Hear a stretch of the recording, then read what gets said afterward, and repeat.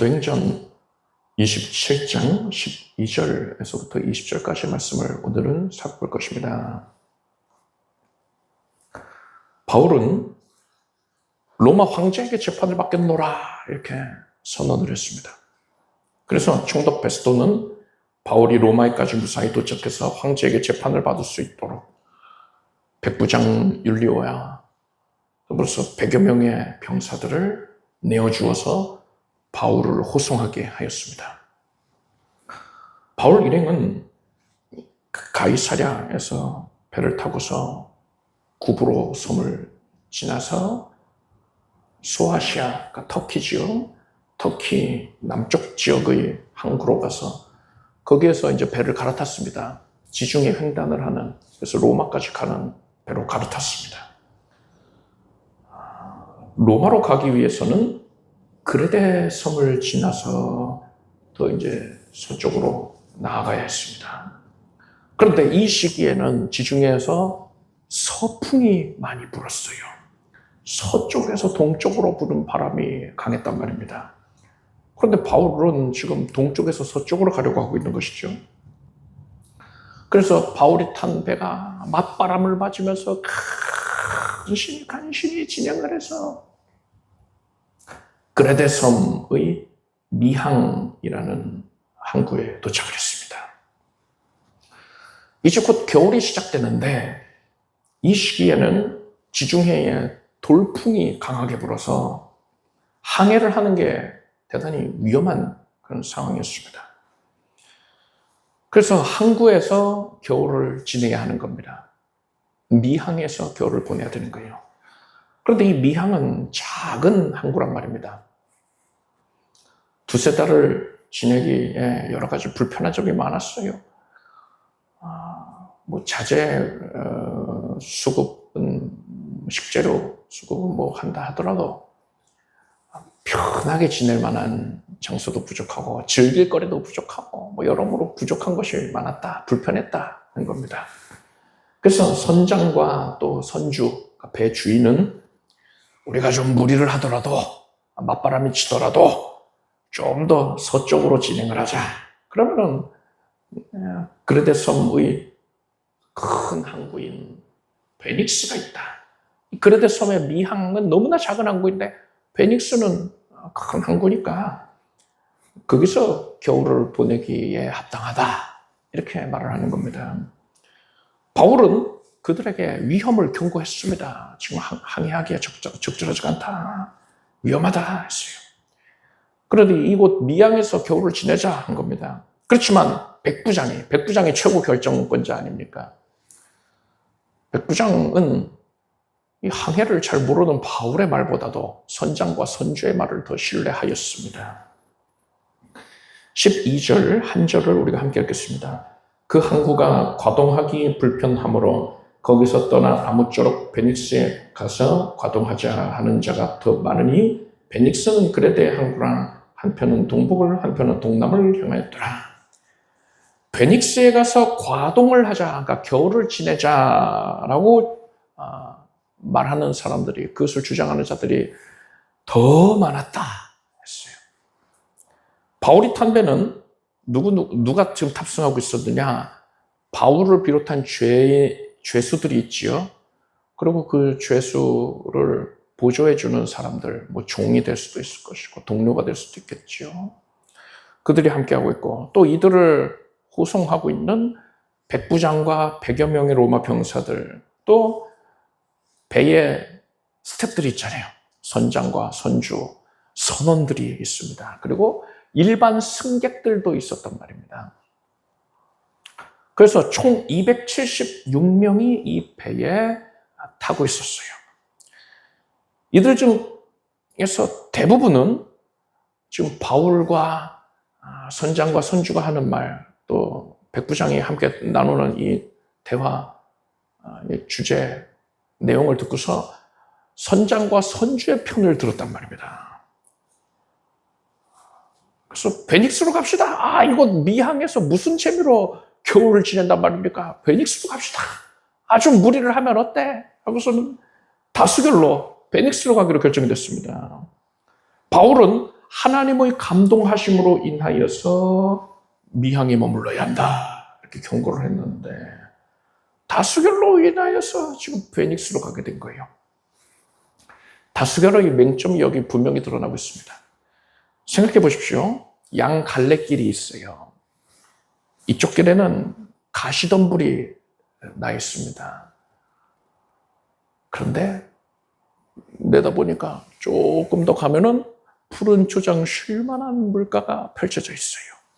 다른 쪽 길을 보니까 이쁜 꽃들이 잔뜩 피어서 향기로워요. 그런데 조금 더 내다보니까 절벽입니다. 낭떠러지가 있어요. 그럼 어느 길로 가야겠습니까? 당연하지요. 가시덤불을 좀 헤치고 나아가야 되는 거죠. 그런데 앞못 보는 소경 10명이 이쪽의 향기가 더 좋네. 이쪽으로 가자 하고 다수결로 결정을 해서 글로 나가는 겁니다. 그러면은 나도 그들에게 동조를 해가지고 함께 가야겠습니까? 절대 아니지요. 나는 앞을 볼 수 있잖아요. 그 사람들과 달리 나는 앞을 볼 수 있단 말입니다. 그래서 나는 그들에게 그 앞에 절벽이 있다는 걸 경고해야 되는 겁니다. 그런데도 불구하고 그들이 일로 가야 돼. 우리의 경험을 따라라. 네 말은 못 믿겠어. 하고서 이쪽으로 계속 가겠다면 나도 함께 그들과 가면 안 되는 것이고요. 거기는 죽는 길이니까요. 나는 그들과 떨어져서 헤어져서 나는 이 가시덤불길로 가야 되는 거예요. 내가 이 가시길로 가느라고 여기저기 찔리고 상처가 나면은요, 아야 하면은요, 이제 서로 얼마 떨어지지 않으면은 서로가 서로를 상태를 알잖아요. 그 맹인들이 나를 보고 조롱을 할 겁니다. 그러게 그리로 가. 우리 경험을 믿으라니까. 그래서 나를 동정할 수도 있고 불쌍히 여길 수도 있고 또 조롱을 할 수도 있는 거죠. 그런데 결국은 어떻게 됩니까? 그들은 절벽에서 떨어져서 큰 낭패를 당하게 되는 겁니다. 그리고 나는 제대로 된 길로 나아간 나는 푸른 초장 쉴만한 물가에 다다르게 되는 겁니다. 눈을 떴으면 맹인들이 하는 말에 휩쓸려서 끌려가면 안 되는 거예요. 예수께서 흙에 침을 뱉어서 진흙을 만들어서 날 때부터 소경된 자의 눈에다가 바르셨습니다. 그러니까 굉장히 지저분한 걸 묻혀주신 겁니다. 그래서 실로암 못에 가서 씻으라 하셨어요. 그가 실로암에 가서 씻었더니 눈이 밝아져서 앞을 볼 수 있게 되었습니다. 실로암은 보냄을 받았다라는 뜻이에요.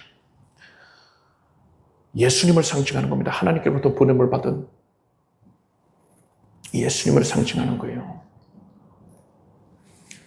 더러운 진흙이 눈에 발라져 있었던 것은요, 죄인의 영혼이 추악한 죄로 인하여서 오염이 되어서 영적인 것을 분별을 못한다. 신령한 것을 인지할 수가 없는 상태다라는 것을 의미하고 있는 겁니다. 그런데 그가 예수님을 만나면은, 예수님을 영접하면, 그러면은 그가 비로소 영혼의 눈을 뜨게 되는 겁니다. 광명을 보게 되는 거예요. 진리를 깨닫고서 영적인 세계의 실상을 알게 되는 겁니다. 여러분은 예수 그리스도의 은혜로 진리의 눈을 뜬 자들입니다. 이제 여러분은 진리의 말씀으로 입각해가지고 그 말씀을 근거로 하여서 신령한 것들을 판단하고 깨달을 수가 있게 됐어요. 그런데 그렇게 눈을 뜬, 영혼의 눈을 뜬 여러분들이 세상 사람들의 결정과 판단에 연연하면 되겠습니까? 안 되죠. 그들은 영적 소경이란 말입니다. 그들이 아무리 그럴듯한 이유를 대면서 여러분을 이끌려고 한다 하더라도 여러분의 신앙의 양심, 진리의 말씀에 입각해서 판단할 때에 그들이 가자 하는 그 길이 하나님이 기뻐하시지 아니하는 것이라면은 절대로 그들을 따르면 안 되는 겁니다. 아무리 다수결로 우긴다 하더라도요, 여러분을 사방에서 압박한다 하더라도요, 아닌 건 아닌 거예요. 왜 눈을 뜬 사람이 소경들의 결정에 따라서 좌지우지대로 합니까? 여러분은 사람의 많고 적음 이것에 영향받을 것이 아니라 오직 모든 것을 진리로 판단하길 바랍니다. 그래서 여러분은 하나님이 기뻐하시는 길로 나아가길 바랍니다. 종교다원주의, 혼합주의도 마찬가지입니다. 이것을 대처하는 자들도 마찬가지예요. 그들은요, 그렇게 종교연합을 주장하는 자들, 그들은요, 영적으로 눈이 가려져 있는 자들입니다. 예수 믿는 복음을 그들이 전하고 있다 하더라도 성경 말씀을 휘황찬란하게 인용하고 있다 하더라도요, 예수 외에 다른 구원을 그들이 용납을 하고 있다면요, 영혼의 눈이 가려져 있는 거예요. 영적 소경입니다.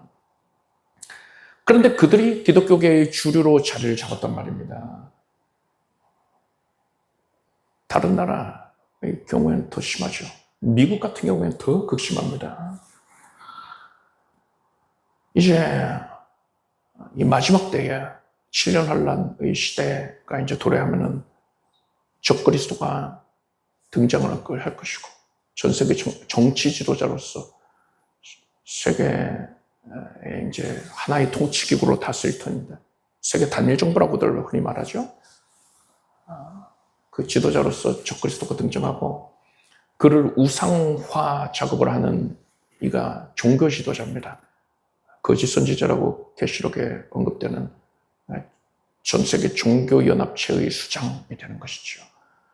그러한 일이 필요하단 말이에요. 적그리스도를 우상화하는 그런 인물이 필요하단 말입니다. 그런 기구가 필요하단 말입니다. 그래서 바로 오늘날 지금 이 시점에 마귀는 왕성하게 종교연합을 꾀하고 있는 거예요. 전 세계 모든 종교들을 바벨론의 기치하에 모으고 있는 것입니다. 그리고 그러한 종교연합에 동참하지 아니하는 자들, 그러한 교회에 대해서는 이제 보십시오. 이제 어떻게 일이 흘러갈 것이냐. 다수의 목소리로 겁박을 하는 겁니다. 종교연합에 함께하지 아니하는 것은 비정상이다로 몰고 갈 거예요. 정상적으로 진리를 좇고 있는 자를 일탈된 자다, 이렇게 비난을 할 거란 말입니다. 이제 얼마 지나지 않아서 그게 현실이 될 거예요. 여러분은 그런 일에 직면하게 되더라도 절대로 요동하지 말고 다수의 목소리에 휩쓸리지 말고 오직 모든 일을 진리로 판단하게 되기를 바랍니다. 13절에서 17절까지를 함께 읽겠습니다. 남풍이 순하게 불매 저희가 득의한 줄 알고 닻을 감아 그레데 해변을 가까이 하고 행선하더니 얼마 못되어 섬 가운데로서 유라굴로라는 광풍이 대적하니 배가 밀려 바람을 맞추어 갈 수 없어 가는 대로 두고 쫓겨가다가 가오다라는 작은 섬 아래로 지나 간신히 거루를 잡아 끌어올리고 줄을 가지고 선체를 둘러 감고 수르디스에 걸릴까 두려워 연장을 내리고 그냥 쫓겨가더니, 그렇게 바울이 탄 배는 미항을 떠나서 이제 베닉스로 향하였습니다. 그런데 남풍이 남쪽에서부터 불어오는 바람이 아주 순하게 불어와서 베닉스를 향해서 거침없이 나갈 수가 있었어요. 만약에 북풍이나 서풍이면은 굉장히 어려움이 있을 텐데 남풍이 불어주니까 돛을 비껴달기만 하면은 그것을 얼마든지 바람을 이용할 수 있단 말이에요. 그렇게 순풍의 돛담배가 잘 나갔단 말입니다. 그러자 베닉스로 가자라고 주장했던 사람들이 득의했습니다. 기세등등한 거예요. 의기양양한 것입니다. 선장과 선주는 위험하니까 미항에 머물러 있어야 된다, 이렇게 주장했던 바울, 그 바울이 민망하도록 이런 식으로 말하지 않았겠습니까? 어디 항해도 모르는 사람이 우리 전문가들 앞에서 이렇게 주름을 잡아. 그래서 바울을 조롱을 했을 겁니다. 그렇게 하루 길만 가면 이제 베니스에 도착을 할 거예요. 모든 사람들이 다 역시 선장 말 듣고 나오길 잘했어. 우리 선장 최고야. 그래서 즐거워했단 말입니다. 그런데 얼마 지나지 않아서 유라굴로라는 광풍이 몰아쳤어요. 유라굴로가 뭐냐? 아프리카의 따뜻한 공기와 유럽의 차가운 공기가 충돌해서 발생하는 겁니다. 초속 20m 이상의 강한 바람을 동반합니다. 초속 20m면 어마어마하죠. 여기 있다가 1초 후에 20m 날아가 있는 거예요. 이런 거센 풍랑이 몰아치면은요, 배를 조종할 수가 없습니다. 오늘날처럼 그렇게 튼튼한 배가 아니잖아요. 옛날 배들은요, 이런 광풍이 불면 배를 조종할 수가 없어요. 오히려 배를 조종하려고 하면 그게 실책입니다. 그러다가 혹시라도 바람을 거스르게 되면은 배가 크게 부서지고 배가 넘어질 수도 있었어요. 그래서 바울이 탄 배는 풍랑으로 인하여서 이리저리 표류하게 됐습니다. 어느 정도로 힘든 상황이었느냐? 내용을 보니까 가우다라는 작은 섬 아래를 지날 때에, 섬 아래를 지나니까는 섬이 작은 섬이니까요, 섬 아래를 지날 때는 바람을 그나마 조금 막아주지 않겠습니까? 큰 섬이면 바람을 완벽하게 막아줬겠지만 작은 섬이었던 거예요. 그래서 바람을 아주 약간 줄여줄 뿐이었단 말입니다. 그 섬 아래로 이제 표류할 때, 그때에 비로소 거루를 잡을 수 있었다 했어요. 거루가 뭐냐? 구명정입니다. 거룻배, 구명정이에요. 원래 이 구명정을 배의 뒤편에다가 매달고서는 항해를 했습니다. 그런데 풍랑이 심하면 이 거루가 파손이 될 수도 있고 또 끊어져가지고 잃어버릴 수도 있잖아요. 그러니까 풍랑이 너무 심하면은요, 이 거루를 끌어올려가지고서 갑판 위에다가 놓아야 했습니다. 그리고 이제 또 여차하면 또 탈출해야 되는 것이죠. 그런데 워낙에 풍랑이 극심해가지고 이리저리 요동을 하면서 이렇게 표류하는 동안에 그 거루를 제대로 챙길 여유조차 없었던 거예요. 그러다가 간신히 바람이 아주 조금 잦아들었을 때에 거루를 올릴 수 있었다. 그러니까 굉장히 고생하고 있다. 조금도 여유가 없이 지금 모든 사람들이 다 극도로 고통을 당하고 있다는 상황인 것입니다. 그리고 선원들이 배가 거센 풍랑에 부딪혀서 깨어지는 것을 방지하기 위해서 선체를 밧줄로 둘러 감았습니다. 충격받으면 나무와 나무가 갈라져 버릴 테니까 그러지 못하게끔 밧줄로 꽁꽁꽁꽁 감은 거예요. 그리고 또 스르디스에 걸릴까 두려워서 연장을 내렸다 했는데, 스르디스가 뭐냐? 모래 수렁입니다. 얕은 바닷가에 보면은 모래 수렁이 있단 말이에요. 만약에 배가 거기에 걸려서 빠져버리면요, 못 나와요. 그런데 지금 선원들이 이러다가 이거 스르디스에 가까워지는 거 아니야? 싶은 겁니다. 항해 경험이 많다 보니까 지금 스르디스 쪽으로 향하는 것 같아. 이런 생각들을 하는 거예요. 그래가지고 선원들이 닻을 내리는 겁니다. 땅바닥에 닻을 바닥에다가 내려가지고 최대한 스르디스로 흘러가지 않게끔 지금 애쓰고 노력하고 있는 거예요. 배에 탄 사람들은 바울이 미항에서 뭐라고 했습니까? 하나님의 감동으로 말미암아서 분명히 경고를 했단 말이에요. 그런데 그것을 듣지 않았습니다. 아니요, 정반대로 행했지요. 하나님의 뜻을 거스르는 겁니다. 그런데도 여러분 순풍이 불어왔어요. 형통했단 말입니다. 그런데 결국 어떻게 됐습니까? 유라굴로를 만났어요. 큰 고통을 당하고서 이후에 우리가 살펴보겠지만 배도 부서져 버리고요. 모든 화물을 다 잃어버리게 됐습니다. 거기서 사람들도 태반이 죽임당해야 마땅한데 그게 정상인데 하나님께서 로마 선교를 바울을 통해서 이루고자 하시는 그 뜻으로 말미암아서 각별히 섭리해 주셨기 때문에 모든 사람이 생명을 건질 수가 있었어요. 그런데 여하간에 큰 희생을 치러야 했단 말입니다. 사람이 하나님의 뜻을 떠나서 그 뜻을 거스르고 있는데 형통을 누리고 있다라는 것은 절대로 형통이 아니에요. 복이 아니에요. 하나님께서 요나에게 아수르 제국의 수도인 니느웨에 가서 심판을 경고해라. 회개를 전해라 하셨습니다. 그런데 요나는 아수르가 싫었어요. 아수르가 구원받는 거 싫었어요. 지금 요나의 조국인 북이스라엘을 아수르가 위협하고 있단 말입니다. 그래서 이번 기회에 하나님이 아수르를 아예 망하게 해주셨으면 좋겠는 거예요. 근데 아수르의 심판을 전하면 그들이 회개할 터이니까 그러면 하나님이 또 자비하셔가지고 다 용서해 주실 거 뻔하니까 아유 내가 그 수고를 왜 해야 돼 하고서는 요나는 욥바 항구로 내려가가지고 니느웨로 가기는커녕 그 반대인 다시스로 갑니다. 다시스는 이스라엘에서 동쪽으로 서쪽이죠. 이스라엘에서 서쪽 끝자락입니다.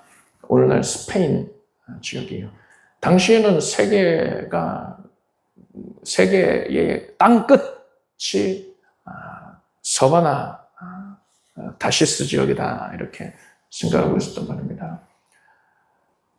그렇게 욥바에 내려가가지고 다시스로 가는 배를 찾는데 마침 출항을 하려고 준비 중이더란 말입니다. 여러분 이스라엘에서 다시스는 끝에서 끝이기 때문에 곧바로 가는 그 직행 노선이 거의 없어요. 직항을 하는 배를 찾기가 힘들었습니다. 1년에 뭐 몇 번 있을까 말까 합니다. 그런데 욥바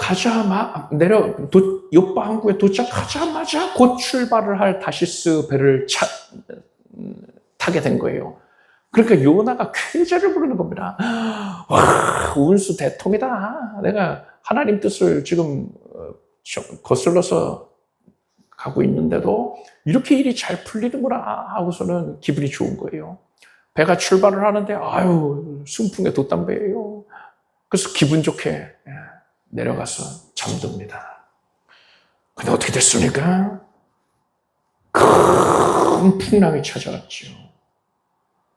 결국 요나는 바다에 던져지게 됩니다. 그리고 큰 물고기에게 삼켜지게 됩니다. 물고기 안에서 온갖 미끄덕한 것, 미역이 됐든 다시마가 됐든 그런 걸 뒤집어 쓰고서는 냄새가 나는데 소화액과 더불어서 냄새가 나잖아요. 그 불쾌한 냄새 맡으면서 3일을 지내는 거예요. 불도 없어요. 음치. 물고기가 산의 뿌리까지 내려갔다 할 정도로 물고기가 아래로 내려갈 때마다 자기가 다시금 육지로 돌아갈 가능성이 줄어드는 거잖아요. 소망이 사라지는 겁니다. 절망적인 상황인 거예요. 요나가 그런 일을 겪게 됩니다. 여러분, 하나님의 뜻을 내가 따르지 않고 있는데, 불순종하고 있는데, 혹은 거스르고 있는데 형통을 누리는 건 절대로 복이 아님을 분명히 하시기 바랍니다. 그것은 만약에 내가 하나님의 뜻을 거스르고 있는데 일이 잘 풀린다? 아니면은 뭐 아무런 문제가 없다? 이것은요, 장차 큰 심판이 임할 것을 알리는 징조예요. 형통하다고 좋아하면 안 되고요. 그런 형통을 볼 때에 경고등이 요란하게 울리고 있는 상황이라는 걸 알아야 되는 겁니다. 하나님께서 그에게 하나님의 뜻을 거스르는 자에게 형통을 주신다면요, 그 이유가 뭡니까? 그 사람이 그 길로 더 나아가면서 죄를 더하게 되지 않겠습니까?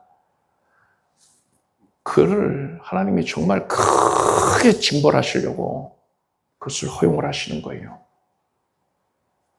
네가 한번 더한 악을 해봐라. 내가 아주 크게 혼낼 것이다. 그거예요. 그래서 회초리가 지금 올라간 상태인 겁니다. 형통을 누린다? 뜻을 거스른데 형통하다? 아무 일 없다? 하나님의 회초리가 임한 거예요. 그럼 어떻게 해야 돼요? 아유, 내가 하나님 거스르는데 아무 이상 없네. 아유, 괜히 걱정했네. 할 게 아니라 회초리 올라간 거 보면 어떻게 해야 됩니까? 납작하고 드려야 되는 거예요. 하나님, 죄송합니다. 요나가 물고기 뱃속에서 회개했던 것처럼 하나님, 내 죄가 큽니다. 이제부터 하나님의 말씀에 따르겠습니다. 하고 그릇된 길을 버리고서 하나님의 뜻을 좇아야 되는 것입니다. 여러분, 하나님의 뜻을 불순종하고 있다. 거스르고 있다. 그런데 아무 일이 없다. 혹은 형통하다. 하나님의 회초리가 지금 내려치기 일부 직전이라서 하는 것을 깨닫고서 그럴 때에 더 적극적으로 회개하는 모습을 보이길 바랍니다. 그리고 13절을 보면은 순풍이 불 때에 득의 하다가 곧이어서 유라굴로 풍랑을 만나게 됐잖아요. 이걸 볼 때에 우리는 형통할 때에 하나님 앞에서 더 겸손해야 된다. 이걸 알 수 있어요. 에베소서 1장 말씀 보니까 이는 우리의 기업의 보증이 돼서 그 얻으신 것을 구속하시고 그의 영광을 찬미하게 하려 하심이라 했습니다. 하나님께서는 하나님의 영광을 위해서 일하신다는 것입니다. 그런데 여러분, 그런 하나님께서 나를 형통하게 해주셨다면 하나님께서 나에게 뭘 원하시는 겁니까? 하나님께서는 우리가 형통함을 누릴 때 내가 이것 봐라, 내 결정이 옳았지, 내가 잘났지, 이렇게 말하는 걸 원하시는 게 아니라 우리는 그런 형통을 누릴 때에 하나님께 영광 돌리기를 원하시는 거예요. 나는 참 연약한데, 나는 무능한데 하나님께서 도와주셔서 이룰 수가 있었습니다. 하나님께서 하신 것이니 하나님께 감사드립니다. 이런 모습, 하나님 앞에 겸손하여 하나님만을 우러러 높이는 모습을 기대하시는 거예요. 그런데 만약에 우리가 그런 모습을 보이는 것이 아니라 형통할 때에 오늘 본문처럼 득의, 그러니까 의기양양하다면요, 기세등등하다면은 하나님께서는요, 교만한 자를 멀리 하시니까는요, 그를 쳐서 강제로 낮추시는 것입니다. 하나님이 사랑하면 할수록 더 그래요. 하나님께서 그 사람을 귀하게 사용하기로 계획하셨다면 더 그렇게 강권적으로 섭리하셔서 그가 형통할 때에 교만한 모습을 보이면 더 크게 낮추십니다. 그래서 베드로 사도는 이렇게 권면을 합니다. 젊은 자들아, 이와 같이 장로들에게 순복하고 다 서로 겸손으로 허리를 동이라. 하나님이 교만한 자를 대적하시되 겸손한 자들에게는 은혜를 주시느라 했어요. 여러분은 형통할 때에 하나님 앞에서 더욱더 겸손한 모습을 보이길 힘쓰길 바랍니다. 형통하면 형통하기 때문에 더 겸손해야 되는 거예요. 하나님께서 그러한 여러분을 기뻐하셔서 여러분이 하나님께 더 크게 영광 올릴 수 있도록 여러분에게 더 형통한 기회들을 허락하여 주실 것입니다. 18절에서 20절까지 함께 읽겠습니다. 우리가 풍랑으로 심히 애쓰다가 이튿날 사공들이 짐을 바다에 풀어버리고 사흘째 되는 날에 배의 기구를 저희 손으로 내어버리니라. 여러 날 동안 해와 별이 보이지 아니하고 큰 풍랑이 그대로 있음에 구원의 여망이 다 없어졌더라.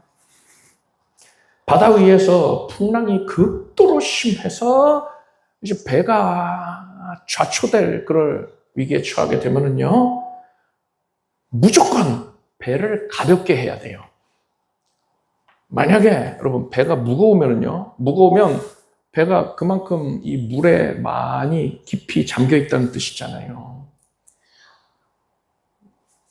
배가 깊이 잠겨 있으면은 어떻게 되느냐? 파도가 쳐서, 파도가 아주 큰 파도들이 치고 있잖아요.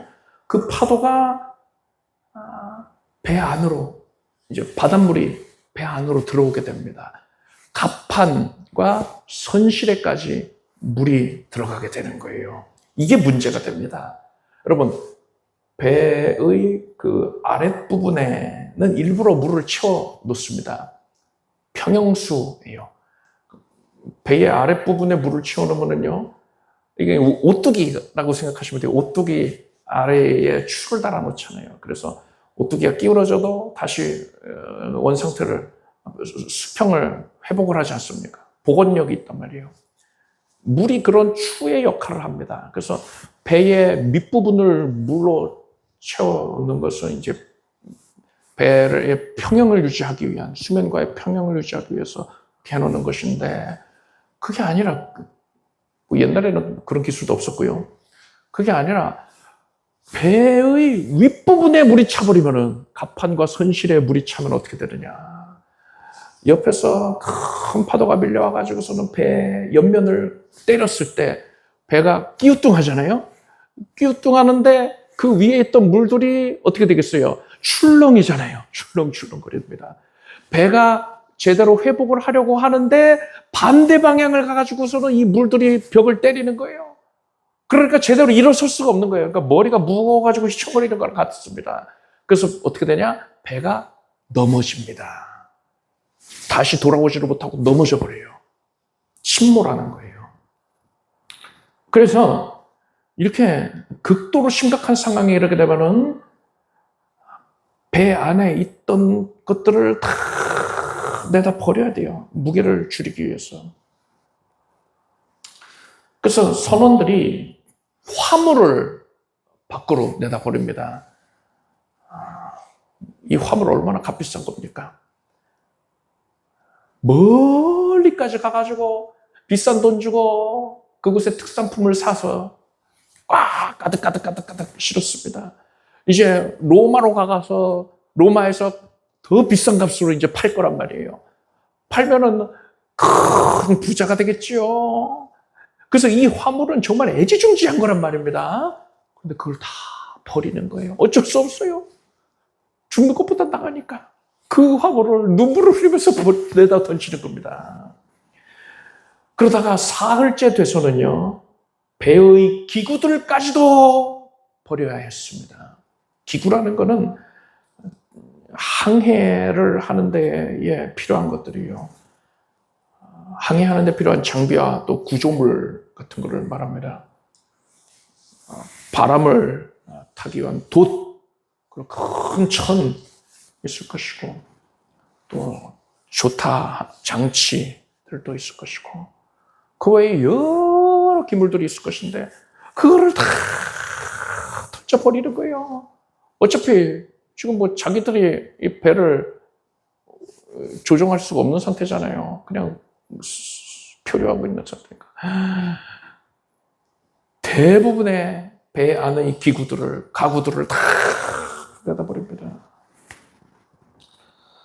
여러분, 이러한 화물과 기구들, 이런 것은 이들이 평소에 소중하게 여기고 있던 것들입니다. 의지하고 있던 것들이죠. 그런데 이것을 다 내어 버려야만 했습니다. 그리고 이제 우리가 다음 주에 살펴보겠지만, 그렇게 다 내어 버리고 난 후에 비로소 하나님께서 이들을 풍랑 가운데에서 구원해 주시겠다고 말씀을 해 주십니다. 여기에 신령한 원리가 담겨 있어요. 사람은 자기가 사랑하고 있던 것, 자기가 애지중지하고 있던 것, 자기가 전적으로 의지하고 있던 것, 그것을 온전히 내려놓을 때에 비로소 하나님의 구원의 손길을 누릴 수가 있는 것입니다. 한 부자 청년이 예수님께 찾아와서 선생님이여 내가 무슨 선한 일을 하여야 영생을 얻으리까 여쭈었어요. 예수께서는 그에게 계명들을 말씀을 해주셨습니다. 그 말을 들은 청년이 이 모든 것을 내가 다 지켰습니다. 이제 무엇이 부족하겠습니까? 또 없어요? 한 거예요. 그래서 예수께서는 네가 온전하고자 할진대 가서 네 소유를 팔아 가난한 자들을 주라. 그리하면 하늘에서 보화가 내게 있으리라. 그리고 와서 나를 좇으라 하셨습니다. 이 부자 청년은 성경이 뭐라고 말하고 있느냐? 재물이 많음으로 이 말을 듣고 근심하며 돌아갔다 했어요. 예수께서 이 청년에게 여러 계명들을 나열을 하셨습니다. 어떻게 하면 구원받을 수 있습니까? 이런 계명들을 지켜라 하신 거예요. 여러분, 정말 이 계명들을 지키면은 구원받습니까? 아니잖아요. 근데 왜 이런 말씀하신 겁니까? 예수께서 지금 청년의 내면을 꿰뚫어보고 계시는 거예요. 청년에게 지금 뭐가 문제인지, 무엇이 이 청년이 하나님의 구원을 누리는데 방해하고 있는지를 지금 꿰뚫어보고 계시는 겁니다. 그래서 거기까지 그것을 직시할 수 있도록, 그 문제를 직시할 수 있도록 지금 이끌고 계시는 거예요. 유도하고 계시는 거예요. 그 말을 들은 청년이 예수께서 의도하신 대로 내가 이거 다 지켰습니다. 또 뭐가 있나요? 이렇게 물어봅니다. 단단히 착각하고 있죠. 율법은 다 지킬 수가 없어요. 불가능해요. 하나님께서 율법을 주신 것은요, 물론 다 지키면 사람이 의로워집니다. 그래서 구원받습니다. 그런데 다 지킬 수가 없잖아요. 사람은 죄인이니까. 죄성이 있기 때문에. 율법을 다 지키다가 한 가지만 거스려도 모든 것을 다 범한 것과 같다 했단 말입니다. 마음속으로 음욕만 품어도 가늠한 것 같다 했어요. 형제를 미워하기만 해도 살인한 것 같다 했습니다. 누가 다 지키겠습니까? 못 지켜요.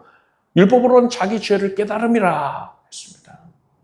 그런데 이 청년은 단단히 착각하고 있어요. 내가 다 지키면서 살았다 얘기합니다. 그래서 예수께서 뭐라고 하셨느냐? 네 소유를 팔아서 가난한 자들을 줘라. 예수님은 이 청년이 지금 돈을 가장 사랑하고 있다는 걸 아셨어요.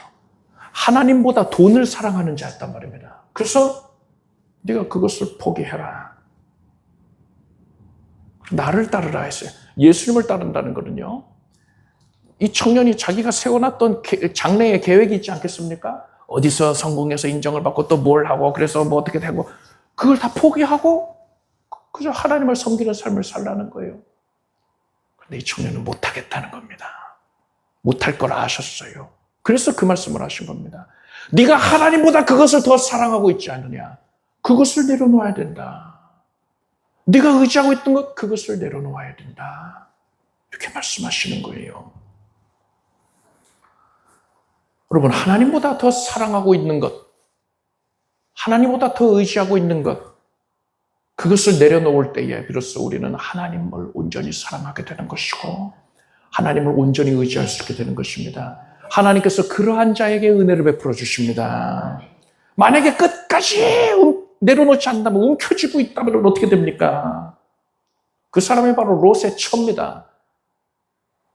하나님께서 롯의 가족들을 소돔성을 심판하기 전에 구출해 내게 하시는데 뒤를 돌아보지 말고 속히 가라! 이런 명령이 있었는데도 불구하고 롯의 아내가 소돔 속에서 누리던 삶에 미련을 갖습니다.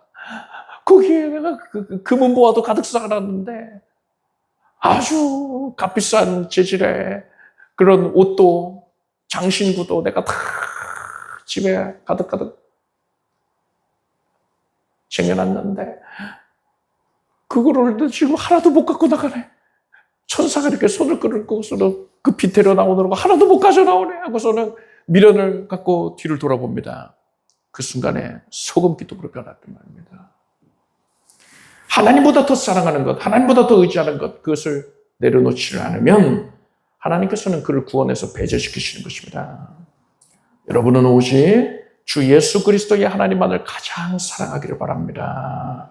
하나님만 가장 의지하기를 바랍니다. 이건 말로만 그치는 게 아니라 실제로 그러하기를 바랍니다. 그리할 때에 비로소 내려놓는 거예요. 우선순위를 분명히 하는 겁니다. 하나님께서 여러분에게 구원의 손길, 각별한 도움의 손길을 나타내 주실 것입니다. 기도하겠습니다. 하나님, 우리가 형통할 때 더 겸손하게 하여 주시옵소서. 또한 하나님의 뜻을 벗어나서 지내는데도 아무런 일이 없거나 이상이 없거나 또 형통을 누린다고 우리가 그것이 큰 경고의 소리인 줄 알고 적극적으로 회개를 하고 길을 돌이키게 하여 주시옵소서. 그러한 지혜를 발휘하게 해주시옵소서. 하나님 앞에 하나님보다 사랑하였던 것, 하나님보다 더 의지했던 것을 내려놓습니다. 오직 하나님만 전적으로 사랑하며 하나님만 전심으로 붙들고 의지하게 하여 주시옵소서. 그래서 하나님의 각별한 구원과 도우심의 손길을 날마다 체험하게 해주시옵소서. 예수님의 이름으로 기도드립니다. 아멘. 모두 자리에서 일어나시기 바랍니다. 가슴에 손을 얹으시고 아픈 곳에 손을 얹고 믿음으로 기도하겠습니다. 하나님께서 원하시는 바대로 주의 자녀들이 영광의 도구가 되기를 원합니다. 오직 사나 죽으나 우리 몸에서 그리스도가 존귀케 되기를 원하옵고 무엇을 하든지 먹든지 마시든지 예수 그리스도의 영광을 위하여 하게 하여 주시옵소서. 하나님께 영광 돌립니다. 모든 것이 하나님께서 하신 것이 하나님의 은혜입니다. 부정한 죄인을 사유하여 주시고 하나님의 자녀 삼으시고 주의 일꾼 삼으시는 것 하나님의 은혜입니다. 하나님께 감사드립니다. 주님께 영광 돌릴 마음의 준비가 철저히 되어 있는 주의 자녀들을 돌아보셨고 지금 능력을 나타내 보이소서. 영혼력이 능력으로 강건케 되어서 새 힘을 얻고 하나님의 일하심을 찬양하게 하소서. 마음의 두려움이 마음의 모든 고통이 아픔이 사라질지어다. 예수 그리스도께서 치유하셨느니라. 육신의 연약을 예수 이름으로 사하노라. 깨끗해질지어다. 사람의 능력이 아니라 하나님의 능력으로 고침을 받았습니다. 암세포가 사라지고 생명으로 충만하게 됩니다. 염증과 종양이 사라집니다. 모든 수치가 정상이 됩니다. 혈압이 정상이 되고 당 수치가 정상이 될지어다. 하나님의 은혜로 머리에서 발끝까지 온몸 각기관이 깨끗해집니다. 하나님께서 나를 고치셨습니다. 내가 믿음으로 손을 얹은 그 부위에 지금 성령의 손길이 닿아서 성령께서 고치신 것입니다. 하나님 높임 받아주소서. 간절하게 하나님 앞에 탄식하며 구하고 있는 제목들 하나님께서 들어주시고 우리가 하나님만 가장 사랑한다는 것과 하나님만 절실히 온전히 의지하고 있다는 것, 나의 도움이 오직 하나님밖에 없다는 것을 하나님만 확인하시고서 하나님의 각별한 섭리로 지금 이제 문제가 변화해서 밥이 되고 응답의 제목이 넘치게 해주시옵소서. 각 가정에는 기쁨의 소식이 가득할지어다. 이제 눈물의 때가 그치고 기쁨과 평강의 때가 가득할 것이고 형통으로 말미암아 하나님 앞에 더 겸손하며 하나님께 크게 영광을 올리게 될지어다. 믿음으로 구한 제목들 다 응답받을지어다. 닫혀있는 문들은 열려져라. 합격의 기쁨을 허락하여 주시옵소서. 으뜸되게 하여 주시고 직장과 산업의 현장에서 하나님의 높이 세우심을 누리게 하시고 장막의 문제를 해소하여 주시옵소서. 감사합니다. 하나님께서 장막 이전을 수월하게 이루어지게 해주시고 필요한 모든 것들을 공급하여 주시옵소서. 하나님의 권능의 역사로 하나님의 거룩한 손길에 임하심으로 말미암아서 상상도 못했던 방법으로 기이한 표적 가운데 하나님의 기적의 역사에 동참하게 될지어다. 예수님의 이름으로 기도드립니다. 믿은 대로 될지어다. 박수를 올리겠습니다. 잘 앉으시겠습니다. 준비하신 예물을 정성된 마음으로 하나님께 드리겠습니다. 드리신 예물을 위해 축복 기도하겠습니다. 하나님 감사드립니다. 모든 것을 이루신 하나님의 은혜에 감사하오며 하나님께 영광 올리며 기쁨으로 차원하여 예물을 올립니다. 하나님께서 아름답게 여겨주시고 영광을 거두어 주시옵소서. 주의 자녀들에게 기쁨의 제목, 응답의 제목이 차고 넘쳐서 하나님께 더 크게 영광 올리고 헌신하게 해주시옵소서. 예수님의 이름으로 기도드립니다. 아멘. 우리 주 예수 그리스도의 은혜와 하나님 아버지의 사랑과 성령님의 교통하심이 수협에 함께한 살아가는 성도들을 위해 영원토록 함께 하시기를 축원합니다.